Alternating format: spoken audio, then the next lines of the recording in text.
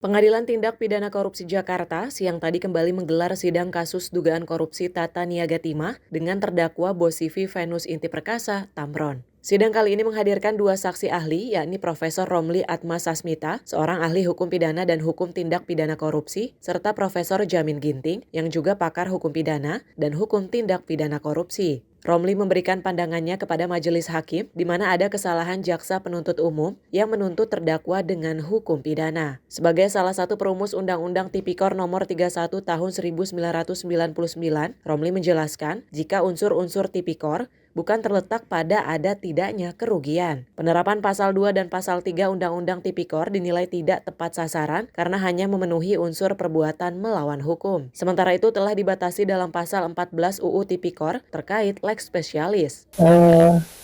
Kesalahan yang diungkap kejaksaan itu, perizinan itu tidak tepat diberikan pada swasta yang harusnya penambangan, yang harusnya katanya apa namanya, harusnya diolah, ya kan?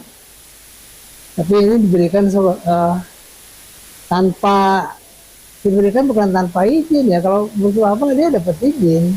Jadi kalau kejaksaan mengatakan itu ada pelanggaran izin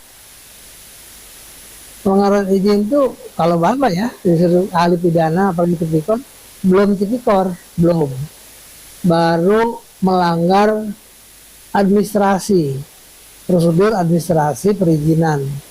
Nah kalau dilanggar sanksi administrasi itu dicabut lagi aja izinnya, selesai sebetulnya.